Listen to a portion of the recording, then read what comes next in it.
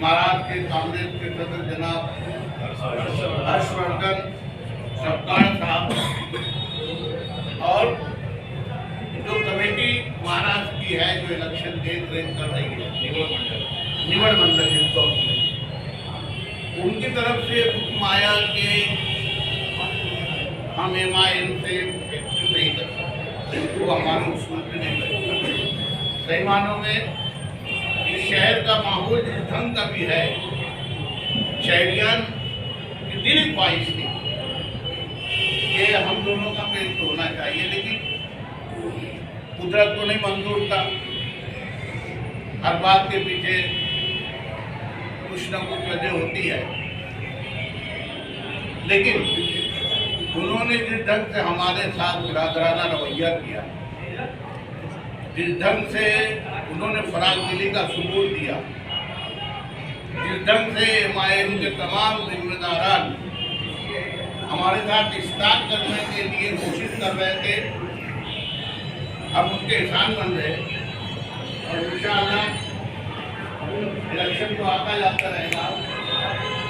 Election बाद हम लोग बराबर उनके इन एहसानों का बदला चुकाने की हर मुमकिन कोशिश करेंगे। मैं हमारे कायद जनाब एजाज शेख साहब से दरख्वास्त करूँगा कि आगे के लिए हमारा क्या प्रोग्राम होना चाहिए, जब हम इलेक्शन लड़ेंगे इस ढंग से हम शहरियान को अपनी तरफ करेंगे, वो आप लोगों से गुफ्तगू करेंगे।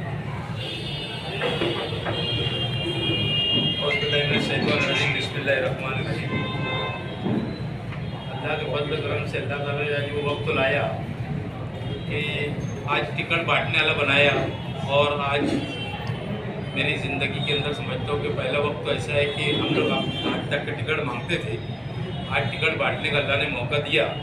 आज हम कांग्रेस पार्टी की पहली लिस्ट जारी कर रही है, उसके लिए आप लोगों को यहाँ पर मदद किया गया। मैं पहले आप लोगों को नाम पढ़ के सुना देता हूँ, उसके बाद फिर आगे की जो बात रहेगी वो करेंगे। Ward number 18 Ejaz Baig Aziz Baig, ward number 18 Yasmin Ejaz Baig, ward number 18 Riyaz Baig Aziz Baig, ward number 21 Taslima Zainul Abedin Pathan, ward number 7 Rashida Abdul Qayyum Haya, ward number 3 Sheikh Mukumuddin Abdul Rashid Meena Nagari, ward number 2 Mohammad Yasin Shakeel Ahmed, ward number 20 Abdul Ahad Kalimuddin, ward number 17 Ashraf Ali Nabi Sarwar. ऐसे हम लोगों ने आज पहली लिस्ट जारी की है। दूसरी लिस्ट हम लोग इंशाअल्लाह ताला इतवार के रोज जारी करेंगे।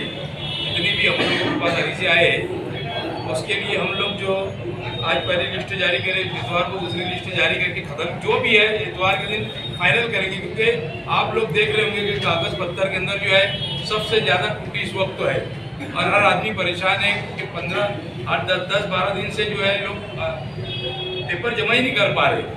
और नए लोगों के लिए तो बस की बात ही नहीं है कि पुलिस वेरिफिकेशन के लिए कैसे जाना, संडास का दाखला अफिडेविट करना, उनका दाखला लेना, घर पट्टी का लेना, और फॉर्म के अंदर इतनी ढेर सारी शर्तें हैं कि वकील लोग भरते भरते परेशान हो गए। एक वकील तो मेरा 3 दिन से फॉर्म भर रहा था, आज कंप्लीट हुआ और अभी उसके लिए चेक करने के लिए मैंने एक जगह भेजा। तो हम लोगों की जो भी है हम लोग आप फाइनल इसके बाद की जो दूसरी लिस्ट है इतवार के रोज दाखिल करेंगे, और यही उम्मीद लेकर हम आप लोग को बुलाए थे। अभी फिलहाल 9 नाम है। MIM से बातचीत चल रही है, जिस तरह से आपको जिला सेक्रेटरी ने बताया, तो ऐसा लग रहा है कि MIM के साथ में आपका दोस्ताना माहौल आज भी बरकरार है और आगे भी बरकरार रहेगा। अगर आपको रियासती सतह से नहीं कहा गया था, आइडियोलॉजी की बिना पर आपको नहीं कहा गया, मुकामी सतह पे आपका ये जो मोहब्बत है आज भी बरकरार है। मुकामी सतह के ऊपर मोहब्बत बरकरार रखना नहीं रखने का सवाल नहीं आया। शहरियान की चाहत थी ये कि MIM के साथ में मुफ्ती इस्माइल के साथ में एजाज बेग साहब ने इलेक्शन लड़ना चाहिए था। उस बुनियाद के ऊपर हम उनके साथ में थे। हमारे को पार्टी ने नहीं बोल दी, ऊपर से अब हम हमारा इलेक्शन लड़ेंगे, सभी से मुकाबला करने के लिए हमारी पूरी तैयारी। कितनी सीट पर आप चुनाव लड़ेंगे? कांग्रेस पार्टी एक सेक्युलर पार्टी है, नदी इस पार से लेकर नदी के पार तक। अभी तक हमारे पास 25 लोगों के अर्जी आए हुए हैं और उसके बाद अभी लोग आ रहे हैं। मैं समझता हूँ कि हो सकता 30 से 35 लोगों तक के हम लोग इलेक्शन हमारी पार्टी के सिंबल होगा शहर पर आउटर के अंदर 2 फॉर्म आए आउटर के, और हो सकता है आजकल के अंदर आए तो हम लोग हिसाब से जल्द जिसका फॉर्म आएंगे उसको। खानदानी सियासत का दूसरों पे इल्जाम लगता था, आज आपके एक ही घर से 3 उम्मीदवार, पहले 2 रहते थे, 1 बढ़ गया है। मैंने आप लोगों को ऐलान के जरिए इसके पहले बोला था कि मेरा आखिरी इलेक्शन है, मैं अब नहीं लड़ूंगा इसके बाद। इसके लिए मेरे छोटे भाई को एक मेरे सामने मैं लड़ा के उसको आगे करूँगा, अगर उसके बाद उसकी मर्जी कि वो किस तरीके से लोगों के अंदर उसका रवैया रहता, किस तरीके से कामकाज रहेगी, उसके ऊपर पूरा आगे का मुहैया रहेगा।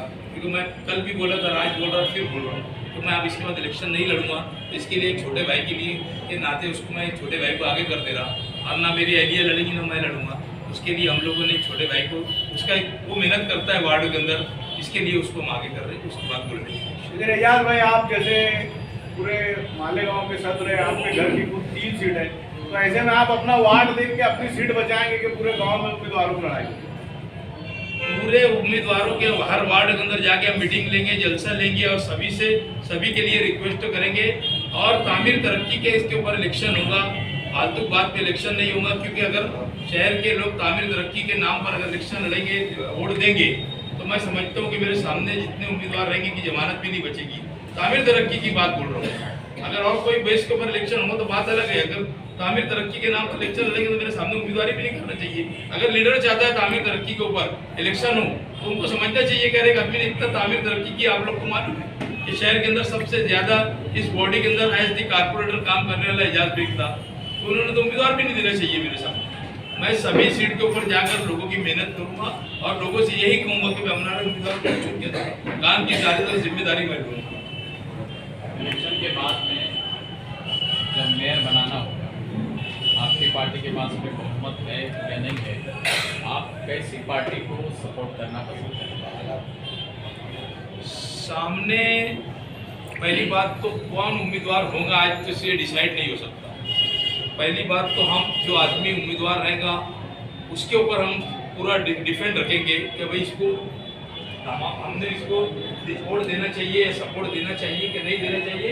एक नंबर की चीज़ रहेगी तो हमको बहुत तजुर्बा है वहाँ पर 25 साल के अंदर, समझे 28 साल हो गए, 23 साल कॉर्पोरेशन नहीं होने के बाद हमको तजुर्बा है कि कौन सी बेस पर हम लोगों को वोट देना रहेगी। ये उम्मीदवार के ऊपर पूरा ये रहेगा कि कौन उम्मीदवार रहेगा, आइडियोलॉजी के हिसाब से आप गठबंधन नहीं कांग्रेस, तो मेयर के टेम में आइडियोलॉजी बरकरार रहेगी या उस वक्त अलग फैसला करेंगे? मैंने आपको जो बात बोला वही बात उसके अंदर है कि मैं हम आदमी देखेंगे कि कौन आदमी उम्मीदवार है। आदमी को देखी जाए, पार्टी 2 नंबर के ऊपर हम लोगों के अंदर उसके अंदर कैटेगरी रहती है। राजकारण के अंदर छोटा चोर बड़ा चोर रहता है, तो उसके अंदर कोई छोटा कर रहा है तो उसके अंदर हम सोचेंगे इसके साथ काम को जाना है। आइडियोलॉजी मतलब बरकरार रहेगी या साइड में रखा जाएगा? आदमी को देखकर वो हमारी पार्टी सपोर्ट देगी कि जो आदमी उम्मीदवार अच्छा रहेगा हमारी नज़र के अंदर। हम सबको जानते हैं शहर के अंदर इसका क्या रिकॉर्ड है, तो हम रिकॉर्ड उसका देखकर कौन उम्मीदवार रहेंगे उस वक्त तो हम उसको सपोर्ट करेंगे। यानी एमआईएम को भी आप सपोर्ट कर सकते हैं? मैं क्या बोल रहा हूँ उसके अंदर एक कोई पर्सनल नहीं किसी के लेने का कि भाई एमआईएम को सपोर्ट करेंगे या हम इस्लाम पार्टी को सपोर्ट करेंगे कि हम समाजवादी को सपोर्ट करेंगे। हम उस वक्त तो जो उम्मीदवार रहेगा हमारी नज़र के अंदर उम्मीदवार अच्छा रहेगा हम उसको सपोर्ट करेंगे, चाहे वो एमआईएम का हो। चाहे वो एमआईएम का मतलब वो वहाँ से हमारे जैसे आज हमारा मतलब है, हो सकता है कल पार्टी कुछ भी बोलेगी, समझे क्या। हमारी पार्टी जो आदेश देगी वो आदेश के हिसाब से होगा। हमको उनको समझाना होगा कि मालेगांव शहर के अंदर किस तरीके की सियासत चलती है और कौन किसके साथ जाकर शहर की तरक्की होगी, उनको समझाना पड़ेगा उस वक्त को। जो जैसे हालात आएंगे, जो तरक्की होंगी शहर की, हालात की तरक्की, कौन शहर की तरक्की कर सकता, हम उनको बताएंगे ये आदमी तरक्की कर सकता। हमको इनके साथ जाने के अंदर कोई ये नहीं है, हम पार्टी को बनाने में उस वक्त तो कामयाब रहेंगे। जो उम्मीदवार रहेंगे हम उसके साथ। इस वक्त मतलब आप पार्टी को समझाए भी नहीं और समझाने में कामयाब भी नहीं। उन्होंने पूरे महाराष्ट्र के लिए फैसला लिया था, मालेगांव के लिए। जैसे उन्होंने मनसे के लिए फैसला लिया था, उन्होंने मनसे के लिए नहीं लड़ना था तो उन्होंने युति तोड़ डाली। माँ विकास अघाड़ी के अंदर मंच से आई तो उन्होंने ये नहीं किए। तो उस तरीके से पूरे महाराष्ट्र की कल सदर लोग को बुलाकर यही कहा। उसके अंदर कल सुबहदाई बच्चों की थी और यानी पृथ्वीराज चौहान थे, तुम्हारे वेडेटीवार साहब थे, आरिफ नसीम साहब थे और बहुत सारे लोग थे, पूरे महाराष्ट्र के अध्यक्ष आए थे। उनका कल का यही एजेंडा था कि MIM से आप हमारी तो यहाँ सब कुछ हो गई थी। कल ऐसा है कि मेरे आने के पहले इन लोगों की जनरल मीटिंग के अंदर फैसला हो गया था, बस आगे मुझे बैठ के बात करके और आज वो भी ऐलान करने वाले थे। सही बात। जैसे कल उन्होंने पेट्रो को बोला था कि हम कांग्रेस से बात कर चालू है, राज जो भी फाइनल हो जाएगा। जब मैं मालेगांव आया और मालेगांव आने के बाद पार्टी ऑफिस के ऊपर हमारी पार्लियामेंट्री बोर्ड की मीटिंग चल रही थी रात में, फिर मैंने इन्होंने मुझे सब बताया। सुनने के बाद मैंने उनको बताया कि भाई ऐसी ऐसी बात है और पार्लियामेंट्री बोर्ड यानी ऊपर से ऐसा फैसला आया, हम लोग आप मेरे पास मजबूर है। शहर के लोग चाहते थे कि एजाज बेग और मुफ्ती इस्माइल साहब साथ में लड़े, अब हमको लड़ना है इलेक्शन तो कांग्रेस पार्टी के सिंबल के ऊपर लड़ना है, जैसे हालात आएंगे उस तरीके से। रियाज भाई, ये दोस्ताना मुकाबला तो नहीं करने जा रहे आप लोग? ये आप कैसे बोल रहे हो दोस्ताना मुकाबला? कांग्रेस पार्टी एक इतनी बड़ी पार्टी है, इसमें क्या है दोस्ताना मुकाबले का? नहीं, जैसे अभी जमील क्रांति साहब ने जो नर्म पोशा रखते हुए जो MIM के लीडर है और MIM की पार्लियामेंट्री बोर्ड के जिम्मेदार है ना, उनका शुक्रिया भी अदा किया। तो शुरू में तो तमीद ऐसी लग रही थी कि MIM से पेक्ट हो गया, ये ऐलान करने जा रहे हैं। नहीं, लेकिन जो तमीद के बाद ये हुआ कि भाई अब पेक्ट नहीं हो रहा, इस बात का ऐलान करने जा रहे हैं और फिर शुक्रिया भी अदा कर रहे हैं MIM का। नहीं, उन्होंने हमारे मन मुताबिक हमारी सीटों को उन्होंने कबूल किया था, समझे? इसके लिए उनका शुक्रिया अदा कर रहे हैं कि उन्होंने हमारे उनके मन मुताबिक सीट हमको जहाँ जहाँ हमको लग रही थी उन्होंने बैठ के फाइनल कर दिया था। सिर्फ इतनी बात थी कि मैं मुंबई से जब यहाँ पहुँचता और बात हो जाती तो आज हो सकता था कि हमारी पूरी के पूरी सीट के ऊपर ऐलान हो जाता, मगर हमारे ऊपर के वरिष्ठ लोगों ने नहीं कहा, तो उसमें दोस्ताना माहौल का क्या संबंध आया? आज हमने 9 लोगों की लिस्ट जारी कर दी है और इतवार के दिन पूरी लिस्ट जारी करके हम खत्म करेंगे। कल निवेदन मौसम ने ये भी कहा कि हमारी कुछ शर्तें अगर वो मानते हैं हमारी शर्तें तो मतलब गठबंधन के आसार खुले। क्या शर्त? उनकी कोई हमारे सामने शर्त और तो नहीं हो सकता था कि हमारे बात होने के बाद कोई शर्त वो रखते थे तो बात अलग थी, पर हमारे उनसे कोई शर्त तो नहीं थी। हम लोगों ने वो शर्त के को ये बनी, उन्होंने कल कंप्लीट